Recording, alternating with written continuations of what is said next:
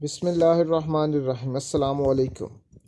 آج ہم آپ کو مالدیپ کے بارے میں بتائیں گے۔ سیر و سیاحت کا شوق رکھنے والے لوگ ضرور مالدیپ کے بارے میں جانتے ہوں گے۔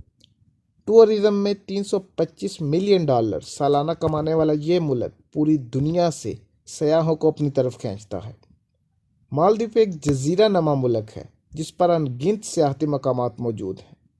ان سیاحتی مقامات پر کووڈ-19 کی وجہ سے بھرپور توجہ دی گئی تاکہ سیاحوں کے درمیان فاصلہ برقرار رکھا جا سکے۔ کووڈ-19 کی وجہ سے کافی عرصہ یہ مقامات بند رہے، لیکن پھر دوبارہ 15 جولائی سے ان کو کھول دیا گیا ہے۔ اس کے بعد تقریباً 60,000 لوگ مالدیپ کا رخ کر چکے ہیں۔ سیاحوں کو یہاں آنے کے لیے کووڈ-19 کی نیگیٹو رپورٹ اور ہیلتھ ڈپارٹمنٹ کی طرف سے دیا گیا فارم فل کرنا ہوتا ہے۔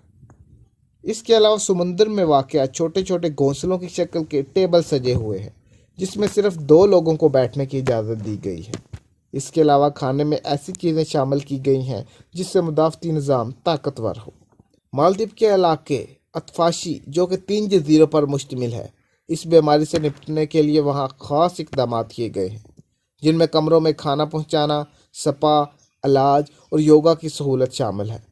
اس کے علاوہ اتفاشی میں پورے جزیرے کی بکنگ کروا سکتے ہیں۔ اب یہ آپ کی جیب پر ہے کہ آپ یہ بک کروا سکتے ہیں یا نہیں۔ اس کے علاوہ فنوحو جزیرے پر خاص خیمے تیار کیے گئے ہیں جن کو بلبلا خیمہ کا نام دیا گیا ہے۔ اس خیمے سے سمندر کا روح پرور نظارہ محسوس کیا جا سکتا ہے۔